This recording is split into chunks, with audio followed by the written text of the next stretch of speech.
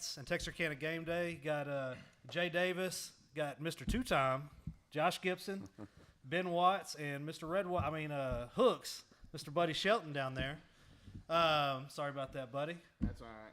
But, man, Coach, first guest on the show for the season. My favorite time of year is football. I know you've been at it. You're 12 months a year football. I don't know what I'm talking about, but you've been at it a long time. How's the team looking right now? Really good. We're really happy where we're at. The best thing about the team this year is we've got a lot of older kids, a lot of experience, and they're just great kids, great chemistry, come to work full tilt every day, really other-centered. Last night, I think this kind of encapsulates where we are right now. The guys are sending text messages to a player on the team, and Jamon Wheeler texted me this huge text that he sent Cade Martin, tell him how much he loves them and stuff. And we're talking about a kid that 3 years ago wouldn't barely look you in the eye and talk. And I took a screenshot of it and sent it to my son. I was like, dude, this is awesome. Look at this. And that's who they are right now. And I think that's going to help us a ton on the field. But we've had a great summer, a great fall camp this far, and we get our second one tonight with Kilgore. Well, I was able to attend some of your summer practices, and one of the things that stood out real quick to me is you've got so much leadership on the team, and some of your older players were taking some of the younger players under their wings and sort of helping guide them, basically just adding additional coaches on the field. Tell us about this year's senior class and the leadership they have. Yeah, there's 23 of them, and 17 of them have played up for 3 years on varsity. And so there's a lot of experience, a lot of knowledge, but I think they're humble too, and they're other-centered, and they understand that, it's going to take our juniors and our sophomores to have a special season. And so they were going to invest in them, and iron sharpens iron, and they know that. And so they're going to pour into those guys. They pour into our JV guys and our freshman guys, because some of those guys will get elevated up and down throughout the year, and that happens. And I think that they just really understand that the better they make each other, the better the team's going to be, and they bought into that. Coach, how's the switch been to the spread? Yeah, that part's it's been easier than I thought it was going to be, and I give my dad a lot of credit for that. We hired him in week 9 last year, and it was his first year out, and he was like, you could tell he's just miserable. He's a kind of workaholic, always has been, and he was running our Bible studies, and it's like, hey, man, do you want to get involved? And I can talk to Mr. Pirtle, and they let him do it, and he was a big spread guy back when nobody was doing it. When people were running the wishbone in the early 80s, he was one of the first run and shoot guys. He coached with Hal Mumme and Mike Leach, and they were on the same staff, and they throw it a ton, and did the whole air raid thing. And then the last couple of years, he was coaching in college. So it was just an easy transition to get another guy in the room that knows a lot more football than all of us, so he could straighten us out on X's and O's, and it's been good. And then the kids, they love it. It's good for those guys, and I think that they the ones that are going on to college, it's going to be an offense that they're going to run more at the next level. And we were super successful with the other, but you kind of get bored running that after 13 years, and we were looking for something new to do. And like me and my brother were like, man, it's time, And so it's been fun. It's been good. Coach, you had Ben Harmon come through, who, by all accounts, the biggest winner of football games and championships that Texarkana has ever seen. But Akari kind of brings a very different dynamic to your offense. You can do so much, with him. How open is the offense going to be early on? Yeah, I think the one thing we have to do a little bit before we just bust it wide open is think about the end goal. We could run Akari a bunch early on, and he gets banged up and hurt, and I think that's where he's really, really lethal as well, and it does open us up. But I think we'll kind of turn him loose, and we'll do a lot of stuff, but we might hold him back a little bit just for safety issues, and understand that we want to play deep into the playoff season. But he's tough, man. When we go good against good at the end of practice, and our defensive line is so talented, and then we got a secondary behind them that almost every one of those kids is going to play college. he'll pull that ball down and take off, and it's like he's not going 10 yards. He's going to go 50 when people get out of their lanes. He's a dynamic athlete. But I think what people don't realize, and I've heard he is one of the top athletes in the state, but I mean he's the best quarterback in not just in Northeast Texas. I mean he's got a Division I quarterback offer to go to UTSA, and in our first scrimmage, I mean he's 11 of 15 with 2 drop touchdowns, and the guy can put the ball on the spot, and he's extremely smart with a 3.92 GPA.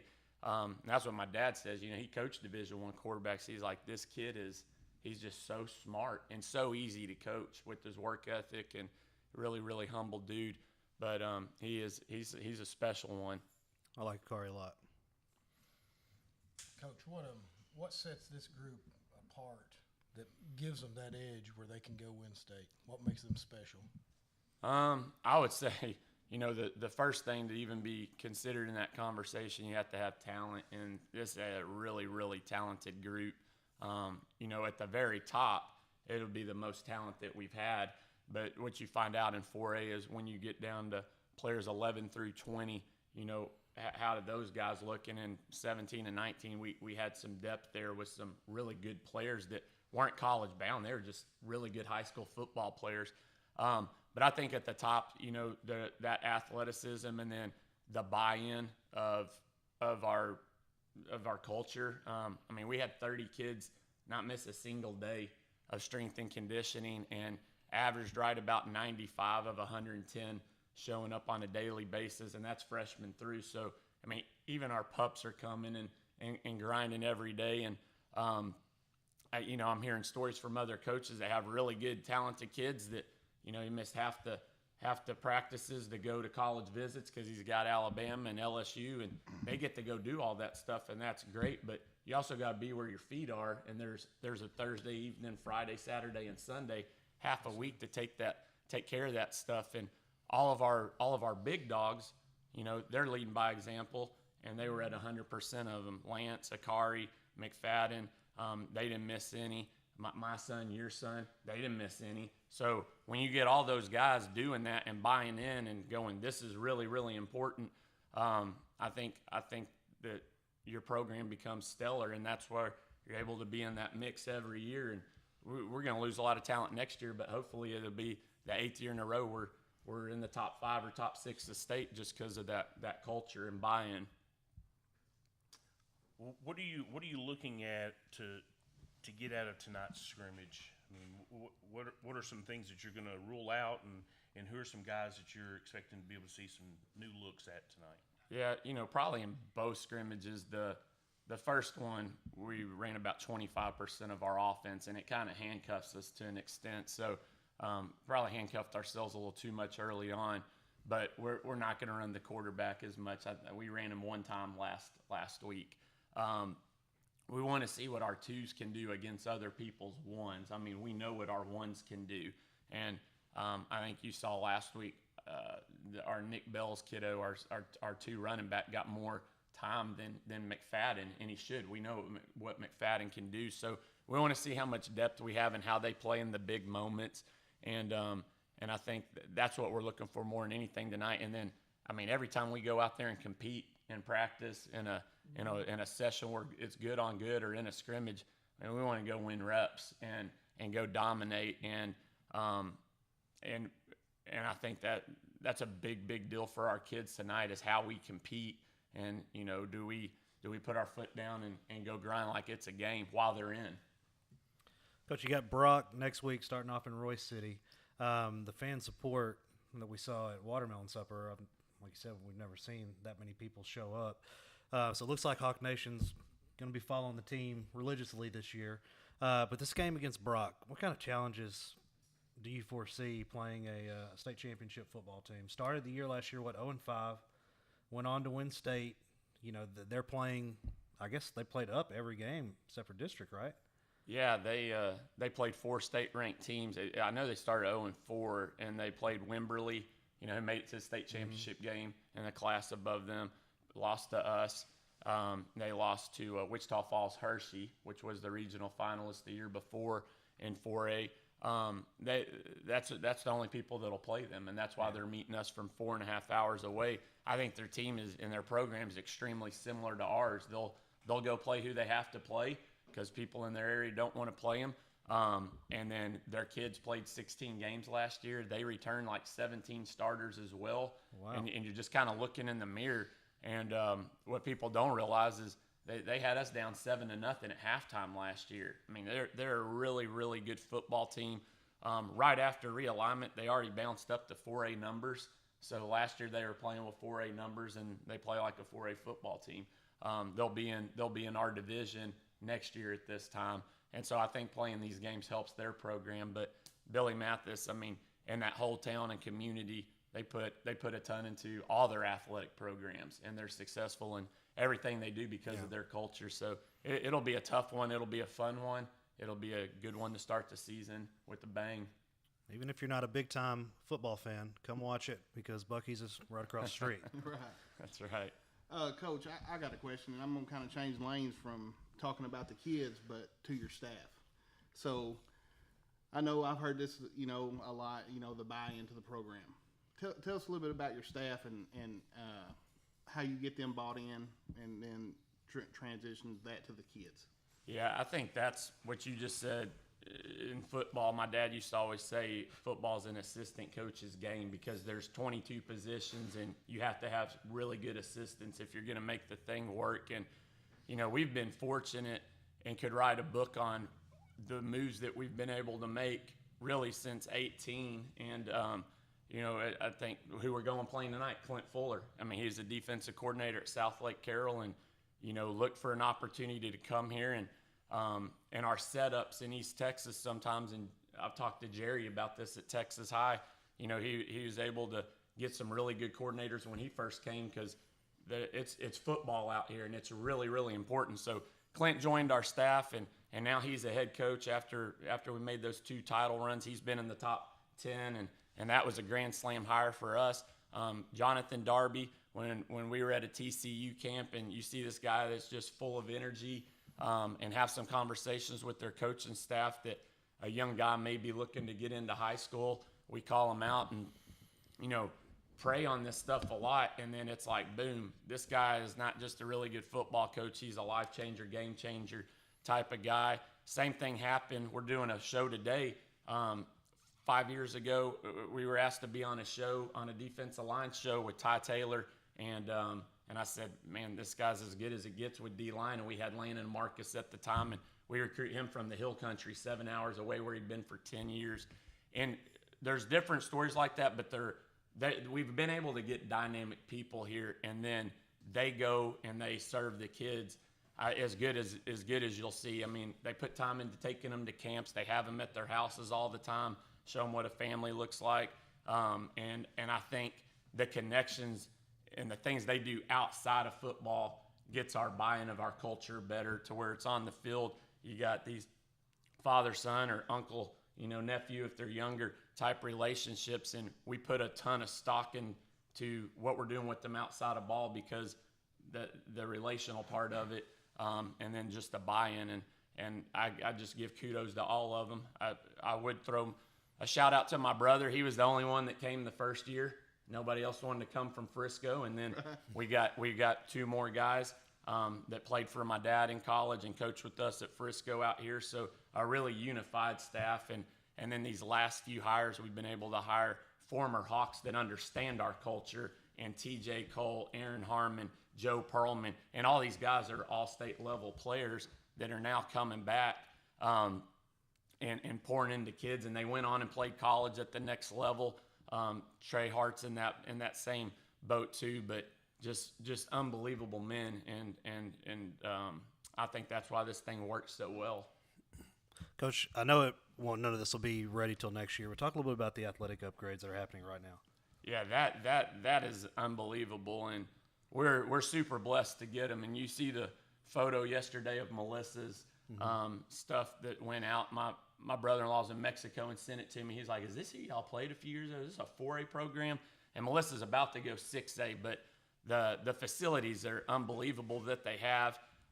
We actually flew in a private plane about a year ago to their field house, and we're using the same builder that they use, just aesthetics and what's going to be inside it. But we got 128 seat stadium seating, classroom for a video room for all of our sports to jump in, a 3,200 square foot banquet room to feed our kids and spoil our kids in different activities, host meetings for our teachers and stuff. And that's all on the second floor, with offices that look out into the stadium. And I think one thing that we put a lot of thought into was our training program. We have 20 student trainers, and Stephanie has built a family with those kids, and some of them have gone on and at Arkansas at SFA at the next level, because of the experience they've had with her, and they love it. And they're awesome servant leaders. But the training room will be one of the biggest in the state. It'll actually be bigger than the one we were in at Melissa's, and it's just going to be beautiful. And so huge training room at the bottom, and then really, really nice locker rooms that have cool gadgets on the lockers, and kids can pop in their own code so they know it, and charge their cell phones in there and put some LED lights in. So it's going to be pretty special for our kids.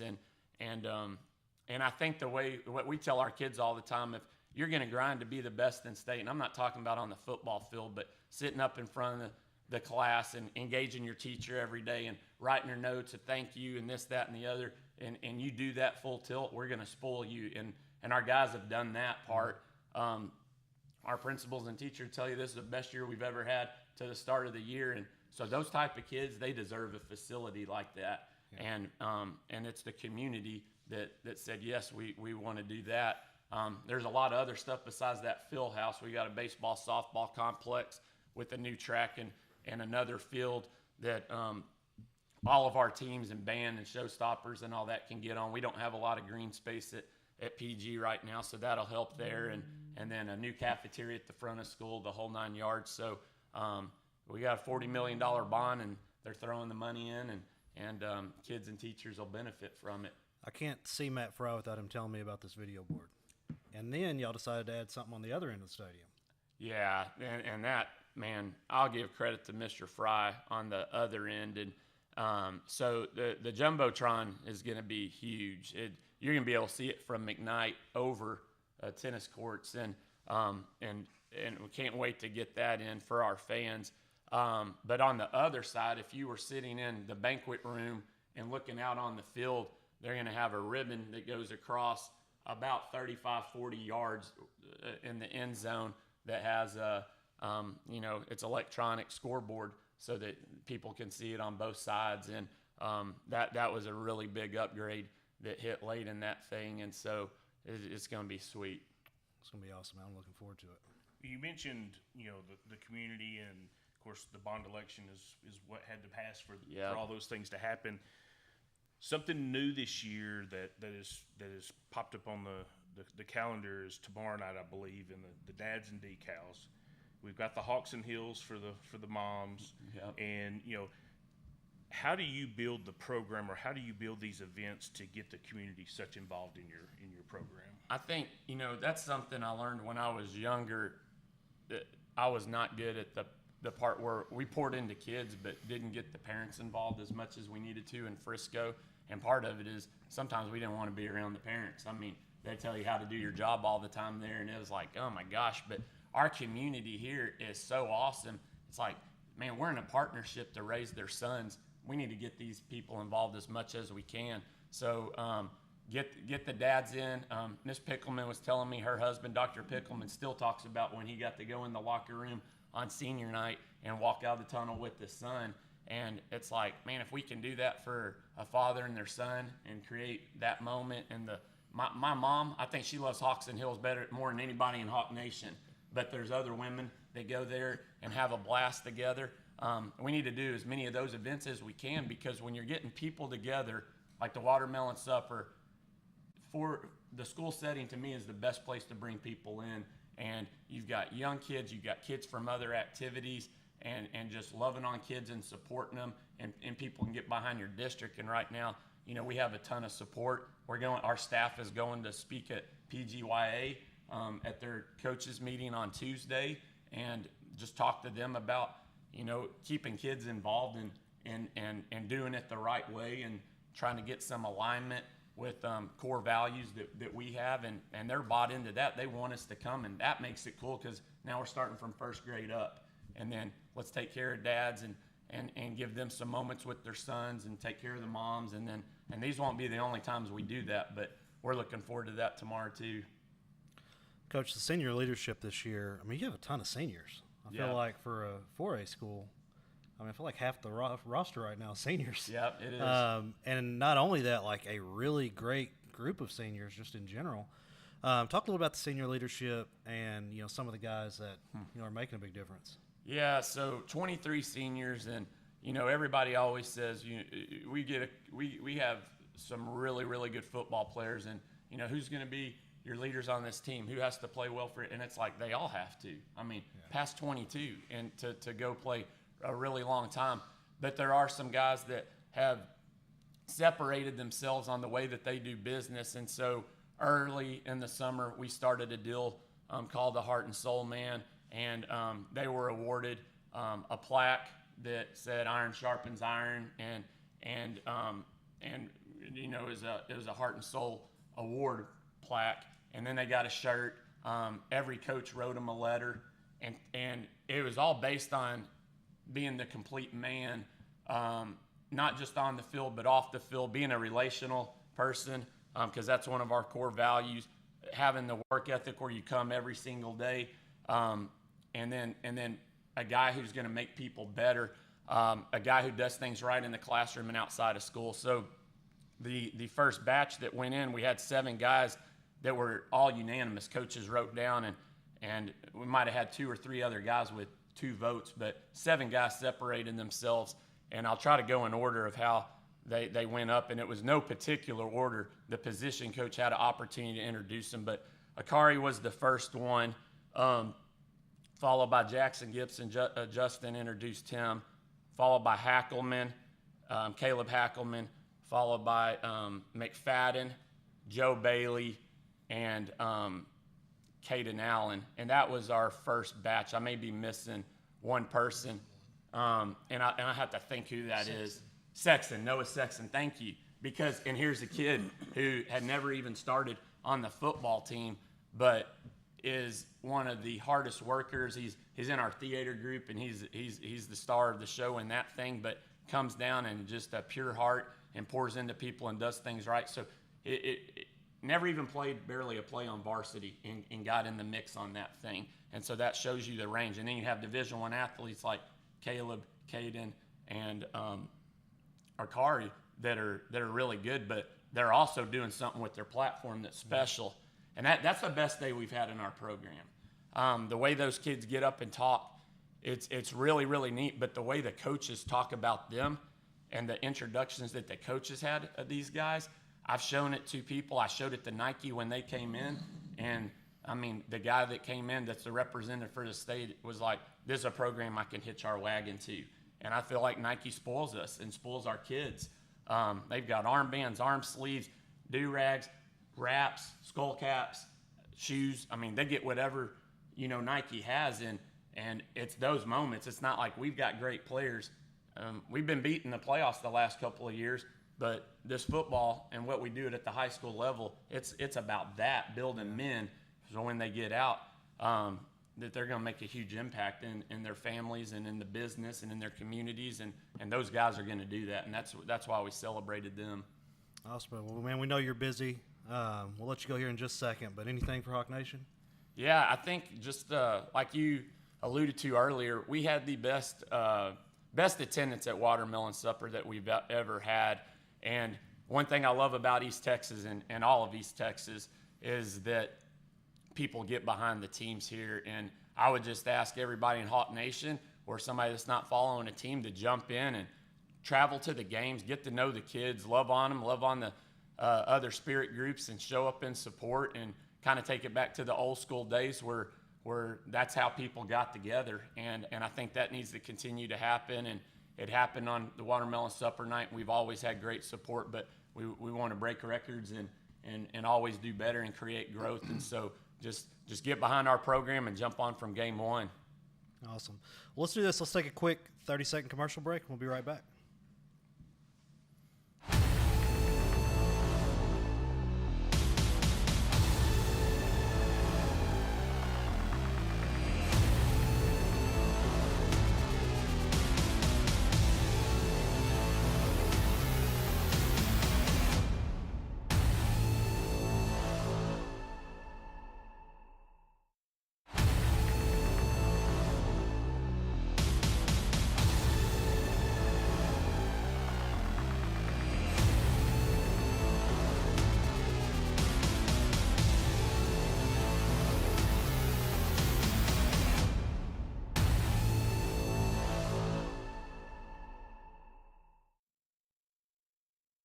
All right, we are back with the second segment of the Sideline. Ben, what are you looking forward to this particular football season? Just experience, getting to see what our teams can do. We have an extraordinary group of young athletes. We've got over 30 kids with offers. We've got 22 with Division I offers in our immediate area that we cover. I don't think people in Texarkana realize how good we got it right now, and we really need to savor the fall of 23. What about you, buddy? Yeah, so, just a real quick thing. Ben last year asked me to get involved with the Texarkana Friday Night Lights. And it was a way. At first, I didn't really understand what he was asking us to do, but after I figured it out, our kids, the inner city schools, Gameday does a great job covering them. But our schools that were, pushed out into the county, they lacking a little PR for the kids. So it was a good avenue for us to get out there, interact with the kids at the smaller schools, just make them feel important. And they may not be that kid that's got that D1 offer, but they're awesome athlete and they perform well on the field. So it's been good to get out there and publicize, these smaller schools and, I guess the kids that are not on the big time stage. Gotcha. Well, that's one of the main reasons why I reached out to Morgan 4 or 5 years ago when Texarkana Gameday first started, is just the exposure that these young men and young women are going to be able to get, and especially whenever we're able to, maybe talk with them one-on-one. One of the things that I was most impressed with is, and y'all will see this year, when you start interviewing the athletes at the beginning of the season, and then you sort of compare that to how they interview with you at the end of the season, they've learned as well. Right. So it's fun just giving them the experience to be able to get some exposure out there in the community. And I think that East Texas and I think the moniker of Beast Texas has started to catch on. We've got some great schools that are in Bowie County and the surrounding areas. I've got high hopes on Hooks this year, and I'm not necessarily. I'm a graduate of Pleasant Grove when Hooks used to beat up on us pretty good. But I think that we're going to have some great teams. Hooks, DeKalb, New Boston, Atlanta, Texas High, of course Pleasant Grove, and I think we're going to talk about dark horse teams a little bit later. But Liberty Aloe is going to be one of the ones that I talk about. Liberty Aloe has picked up a tremendous transfer, number 64 player in the state of Texas. Liberty Aloe is already going to be a good team. They may be able to take that step to great and compete for a district championship with the transfer of Jaden Coleman. Right. Well, we're going to be talking about area top players. Who else from Liberty Aloe, without saying Prevo, would you want to talk about Liberty Aloe? Cameron Hadaway. Cameron Hadaway's a kid that come on last year. Nobody really knew who he was to begin his junior year. The kid came and he had an all-state caliber season last year, picked up an offer from Arkansas State and a few smaller Division I offers. In the off-season, he's put on close to 40 pounds. Looks like a grown man. W.T. Jones was named District Player of the Year by Dave Campbell's. Cameron Hadaway could be the best linebacker at LE. So, they're loaded. Right. They've got a lot of players. No, I think there's some special things going over across town. Fill us in a little bit on what you're seeing from Hooks in that district. Also, that's a very tough district. Of course, I am from Hooks, so that is my team. But I will tell you that from watching 7-on-7 this year, this summer, New Boston, the Rowden kid that's their quarterback, man, he's solid. You can't sleep on him. I can tell you that from watching him in 7-on-7, watching him throw the ball, and they split him out some at receiver, and just watching him move, he's gonna be dangerous. And also just speaking on DCAB, DCAB has they got a great running back in the Winky Williams, who also has a D1 offer. He also has a D1 offer. He very dangerous with his feet. He can move, and I think they kind of transitioned their offense. I could be speaking a little wrong about that, but I think since they lost the quarterback, the kid that graduated last year, my mind went blank. They've kind of transitioned Winky back there to doing some quarterback stuff, and they're going to be dangerous too. So, them three teams right there in that district. Of course, Hooks has got Trip Basinger that's back there. Hooks is as deep as I've ever seen them with receivers, running backs. Of course, Keyshawn had 1,800 yards rushing last year. There's another kid that Dontravius Coulter that's going to complement him this year. Give him a little rest, maybe let Keyshawn play a little more defense this year.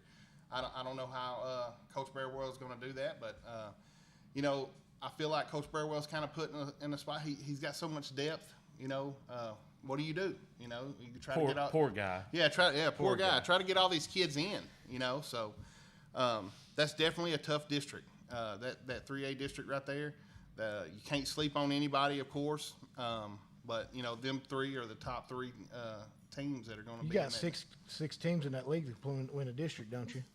Yeah. Well, and I think Redwater is going to be one of the teams that could possibly sneak up and catch a couple people sleeping this year. I do. I think whoever wins the Paul Pewitt Redwater game gets that 4 seed. That's going to be a de facto playoff game. Chisholm's probably not going to show a lot of life. Prairie Land's got a lot of work to do.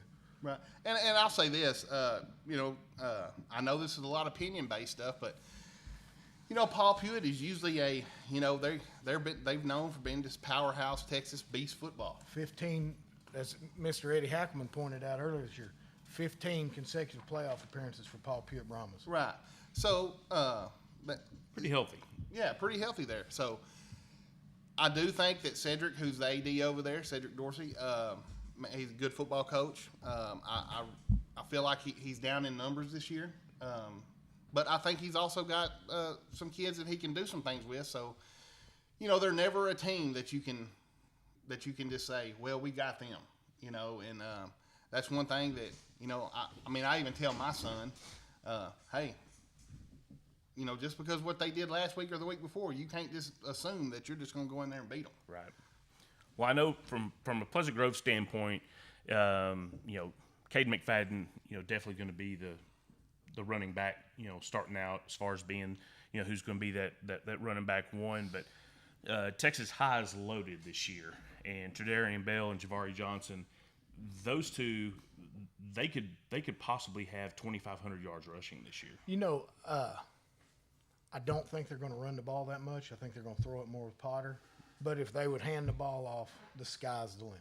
Well, and I think Potter is going to be able to create those long open runs because he is going to stretch the field this year more than Texas High's probably seen since Ryan Mallett was throwing the ball back there for him. And per 24/7 recruiting, Tredarian Ball projects to be the number 1 or number 2 running back in the state of Texas in 2026. I mean, that's a mouthful. Look at the kid Taylor Tatum at Longview. They're putting Tredarian Ball in that category within 2 years. And of course, we've left Cass County out a little bit so far.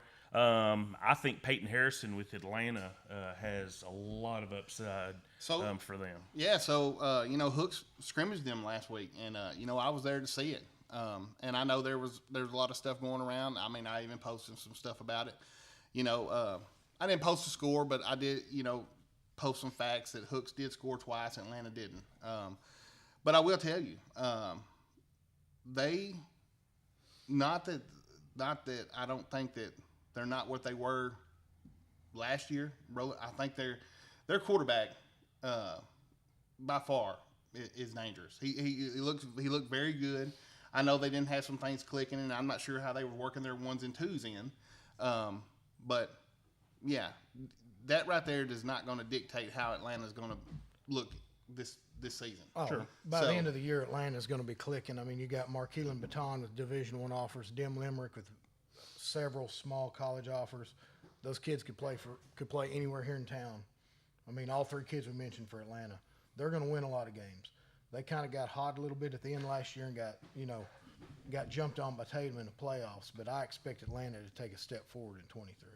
Well, and you really can't talk East Texas football without bringing up Gilmer as well. And unfortunately, they're going to be led with Caden Tennyson,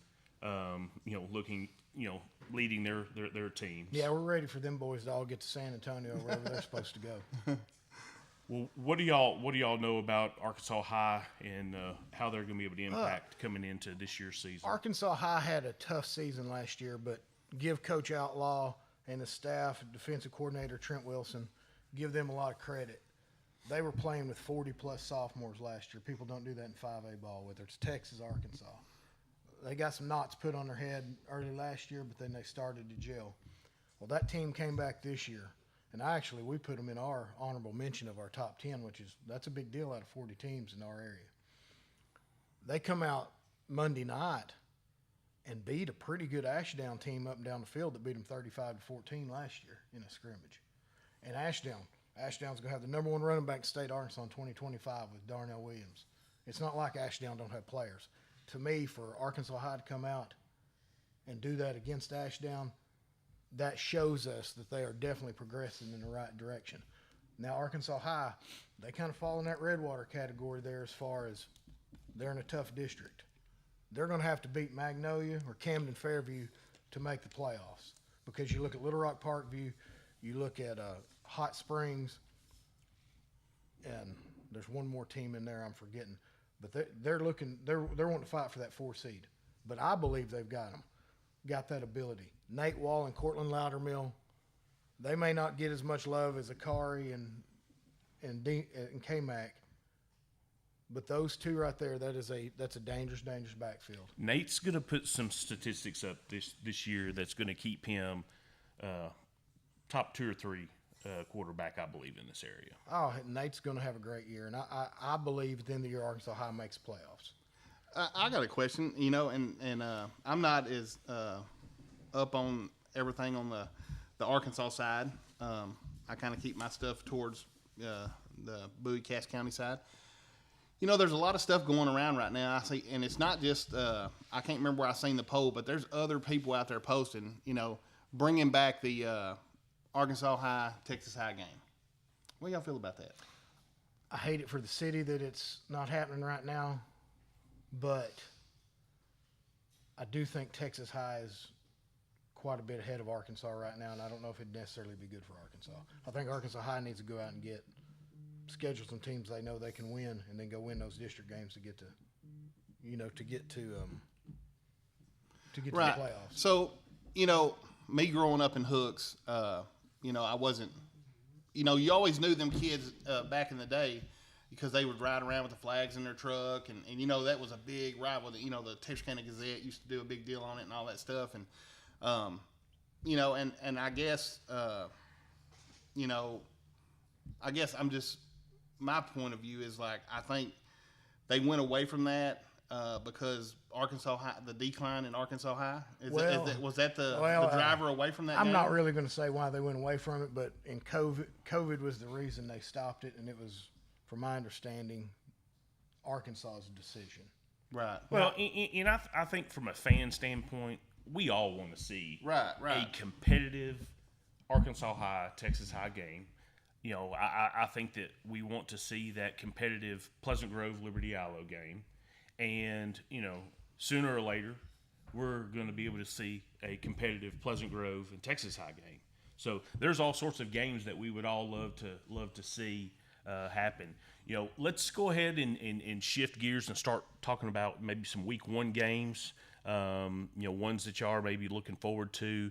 I know right off the bat you've got Texas High playing Frisco Lone. Yeah, we've got Lone Star. for our top. One thing we base our page on is we pick our top 10 each week, and that top 10 generally is going to get most of our attention. In Week 1, Texas versus Lone Star, Frisco Lone Star. Last year that was a game won by Frisco, I believe at the Cowboy Stadium. Right. Texas High is a great team. They got a lot of talent. That's going to be a tough game. I mean, I wouldn't know who to pick on that one. Lone Star is a small favorite. Another game, and I'm not going to put this in order of importance, but another game is, PG versus Brock at Royce City. Bucky Stadium. Bucky Stadium just got expanded by 2,000 seats for this game. Right. Now, we don't know if it's for this game, but they did get 2,000 more seats in that new stadium. Last year, like Josh said, they trailed 7-0 at halftime, and I'm telling you, PG was dead in the water. Now, here's the deal. Brock wore down. They wore them out 28-0. In the second half, Spencer Downer went crazy, ran for over 100 yards in the second half alone. The Atlanta, also Dangerfield goes to Gladewater. Gladewater's fallen on hard times of late. Proud program. Really want to talk about Dangerfield. You got two dynamic players in Chase Johnson and our number one player in the area, Texas commit Aaron Hampton. Dangerfield is going to be Dangerfield. They're going to win a lot of games. Possibly you could see a Hooks Dangerfield deep in the playoffs. That would be a good one. LE goes to Henderson. Henderson's another team that they're not going to be on par with LE. LE should win that one easily. Actually, in my opinion, and me and Eddie's talked about it, and Kevin and Buddy, game of the week. Game of the week's going to be Harmony versus Hooks. Absolutely. Well, there's a lot of smoke going on about that game. I'm Hooks, so I'm picking Hooks. But I also read about Harmony and what they bring back to the table and what they got going on. It's going to be a slugfest. I mean, it's going to be a round 3 playoff game right off the bat, first game of the season. Well, there's particular games in each team's schedule that you circle where you say this is where this team's going to have to learn the most. And unfortunately for Hooks, I do think it's Week 1. They're going to know exactly where they stack up in Week 1. The thing with Hooks and Harmony, last year, Hooks comes out and beats them, I want to say 17-14 in Week 1 or Week 2. And you really don't think much about it because Harmony's just not they're not on the map. Right. Harmony goes on a Brock-type run towards the end of the year, goes in actually a sub-500 team in the playoffs and goes to state semifinals, finishing 9-6. They kind of bullied Hooks in that playoff game. Wouldn't you agree? Man, you ain't gonna get me to buy into that, Ben. But I'm talking about in the trenches. Yeah. So, yeah, the game. There were some factors in that game that kind of took some momentum away from Hooks. But I mean, Hooks did not face anything like that all year. No. I mean, the competition at that level of that game was expected for that game. Harmony won that game. They did. They had changed their offense. They were a different team that we beat 17-14 to kick the season off. Yeah, I mean, I want to believe they went in 4-6. Yeah, 4-6 into the playoffs and finished 9-6. I mean, nobody expected them to be there. Right. So they had a big offensive swing. They changed their whole offense up, and I will say this: that quarterback they got, I think his name's Seahorn or something like that. He's dangerous. But our quarterback trip is just as dangerous. Well, that's what I think sets. If I'm going to go and I'm, right now Harmony's 8-point favorite. But if I'm picking the game, personally, I pick Hooks. And the reason is Hooks' skill positions, I feel, all over the field are superior. I've even heard one of our co-host here talk about Hooks looks nasty in the 5 wide. Hooks has picked up some transfers this year. Hooks is really going to surprise some people. We give Buddy a hard time all the time, but there is no doubt Hooks has got a team. Definitely deep with talented kids. You know, I remember showing up to the first 7-on-7 game this year, and I walk in the press box, and I was talking to Doc, Coach Fountain. He's offensive line guy, and this kid runs down the field, and I was looking out there, and I was like, who is that kid?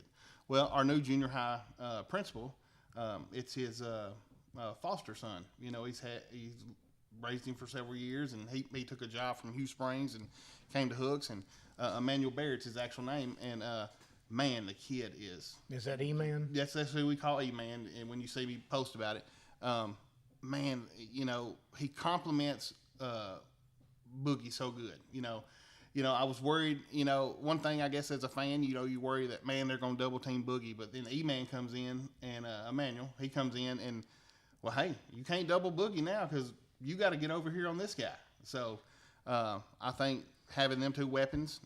Speaking of receivers, what about Keyshawn's little brother?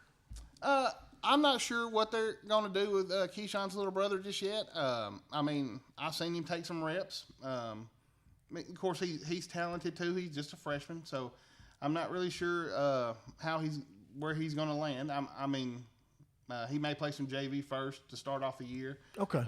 And then you know he may transition over, but definitely another talented athlete coming up. Now, is Keyshawn going to break Billy Sims' rushing record? You know, I don't want Key to get mad at me, but Key, we love you, Key. You know that you're not going to be able to do that. So, you know.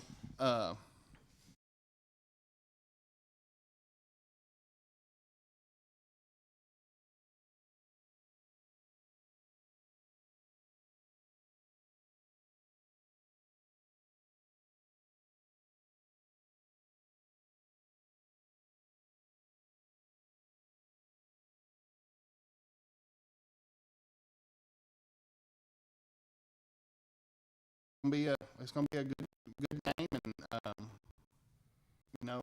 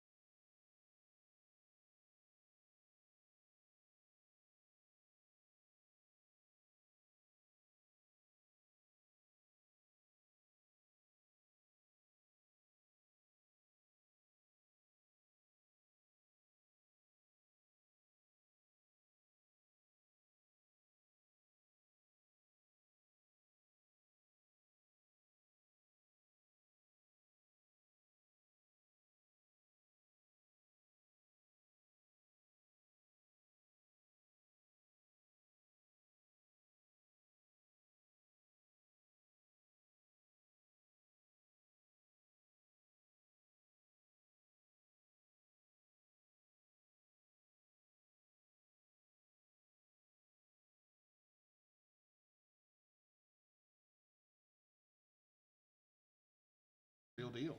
You know, I mean, I've seen some college stadiums that don't even look that good. Well, and that's one of the things that I've mentioned for a few years now. We've got a lot of athletes even in our area with the facilities that Texas High has, Pleasant Grove, Arkansas High. You've got a lot of their athletes that when they go play small Division I and some Division II and Division III, their facilities aren't as they're nice playing as in what they're playing in high school. inferior facilities. All right, as far as state contenders, for me, and we love homers on this show. So Right, I think you and I are going to fit in well. You know, Pleasant Grove being ranked number 3, I think is an easy conversation to have as far as, you know, state contenders. I believe Texas High's coming in ranked in the top 10. And so, you know, I think that we've got some teams in Hooks. I think we've got some teams. Arkansas High. I mean, I think that there's a lot of upside on some of our teams that we're going to be covering. If I was to pick 4 teams that have a chance to compete for state, I'm going to start over in Arkansas. Number 1 ranked in the state 2A, Mineral Springs Hornets. They're going to be able to compete. I mean, they have, Mineral Springs, very small school, but they've got several kids with college offers already. They have a great stadium, play on turf, lots of tradition. You move over here, obviously Pleasant Grove. We've been circling this year for some time because this is our window to beat the Big Red Sea down there south of here that somehow miraculously stays 4A for 40 years and always seems to win. Texas High, Texas High's a great team, but they're in 5A, and I really think they're going to have a hard road to hoe past round 3 or 4. I mean, that's just me being fair. I think Hooks has a chance. If Hooks can get hot and fall in the right bracket, they've got a chance to compete for state. One more I'm going to kind of pull in Dangerfield and Hooks. One of those two has a chance. One of those two. And that's one thing about Dangerfield is, I know we talk about Aaron Hampton and his accomplishments and where he's going. There's also other athletes on that team that we don't talk about. That when you show up to that stadium and you're like, who is that kid right there? You look at Quinn Webb. Quinn Webb is a 5'11", 220-pound linebacker running back. Through 3 years of varsity ball, he's got over close to 400 tackles. I mean, he's on the verge of getting offers. And I mean, I've seen this kid in person. I mean, he's a real deal. Dangerfield has kids that could come over here to the Texarkana schools, and they're going to play or start for all of them. Right. Yeah, that's just an area over there I guess maybe you could call it a culture. You can never really count Dangerfield That's all they know. out. You cannot count them out. They've been taught for 100 years that football's king, and Right. they know how to win. And I can tell you this: they take their t-ball just as serious. We've talked quite a few teams in the area. Who's your dark horse teams? My dark horse teams to come out of nowhere, I'm going to pick 3 here. Buddy's going to love this. Redwater.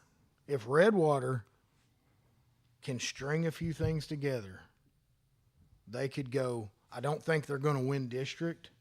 I don't think that's possible.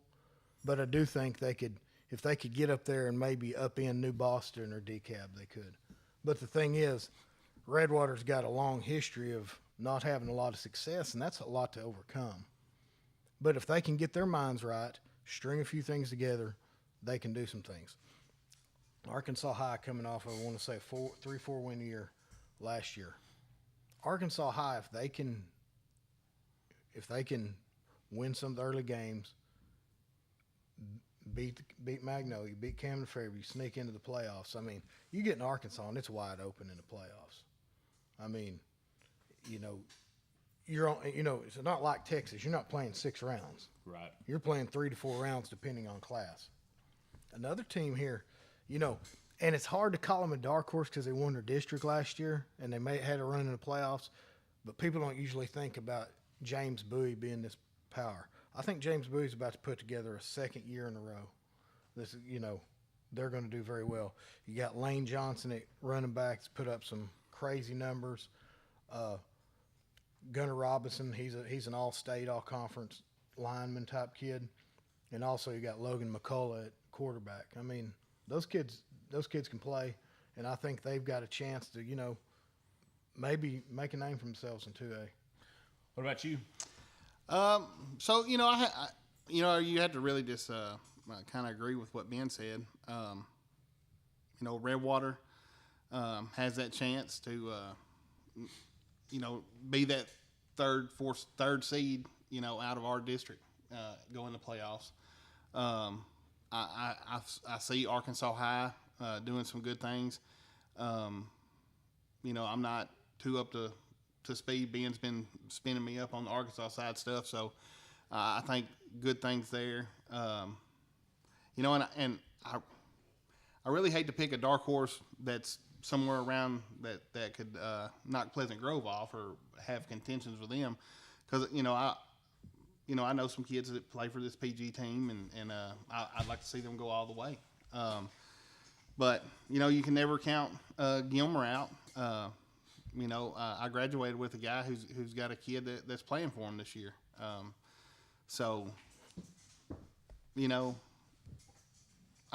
guess the one that you really don't sleep on, I guess you could say Redwater would be the dark horse out of all of them. Yeah, and what I mean by dark horse, someone that you do not expect to come from anywhere. I'll tell you another team I want to mention. Falk. Falk made a playoff run last year. A lot of those kids on that Falk team I've coached, there's a lot of talent down there. Now, if it was me, I'd be running out of the wing tee and handling it off a little bit more. But Falk has got a chance to win a playoff game or two this year. Next year, Falk will be really set up, and year after that they will. But keep an eye on the Falk Panthers. Right. Well, my dark horse teams, it's already been shared. Arkansas High, I think, is going to be a dark horse. Nate Wall's got a lot of upside for the Razorbacks. And then the team that is my dark horse, I think, is going to be eating turkey and dressing this year and still in pads, and that's going to be the Liberty Isle Leopards. I think that they're going to have a phenomenal Thanksgiving week. I think that they're going to put the W over Gilmer. And if I could have the dream matchup, that happens, because the following week they play Pleasant Grove after they beat Carthage. But my dark horse, I think, is going to be Liberty Isle making a very, very deep run into the playoffs. And like I said, from a fan standpoint, the baseball game that was put together between Liberty Isle and Pleasant Grove a few years ago in the playoffs, and that atmosphere was phenomenal. And if there was ever a time that we could ever get those two teams in the playoff for football, that would be, I think, a huge thing for this area. Oh yeah. But those would be my two. Speaking of Liberty Isle, another thing that earlier we discussed some of their players and talked about what they bring to the table and who's come on. Another kid at Liberty Isle to keep an eye on, another Falk Football League alumni, is Carter Stanley, a safety transfer from Texas High. He had to sit out last year because of the transfer rule. This kid's an all-district caliber kid. You go with him. You go with the kid from Alabama that came in. Liberty Isle's upgraded from last year. Sure. I mean, Pops, they're going to be better at quarterback this year than they were last year. Pops is a gamer. Right. Now, the only thing that I feel hurts Liberty Isle's interior line, but we could say that about 65% of our teams that we cover. And I think the key for Liberty Isle this year is, and it's one of those booger moments, they're going to have to outscore the other team. Absolutely. They're going to have to put some points up. I do think, and maybe I will be surprised, but I do think that their defense is going to be a little flexible. I think they can cause some turnover. They're going to have to thrive off turnovers. They might not get just a tremendous amount of stops. Right. Well, guys, I've totally enjoyed this morning, and definitely looking forward to continue the coverage that Sideline provides our area athletes. Kudos to what y'all have been able to bring in as far as the social media aspect. If you haven't liked, shared, and everything else, the Texarkana Friday Nights Facebook page, the Gameday Facebook page, I think pretty easily y'all are going to surpass 8,000 if y'all haven't done it. I would say we'll be over 8,000 sometime tomorrow. So there's going to be a lot of great information that's going to be coming out of this platform as far as streaming, and then of course just the everyday Facebook posts. But we definitely appreciate the time and effort that the guys behind the screens put up for us, and big thanks to Morgan for allowing us to be able to do this. This is going to end the Sideline, and we look forward to seeing you the next time.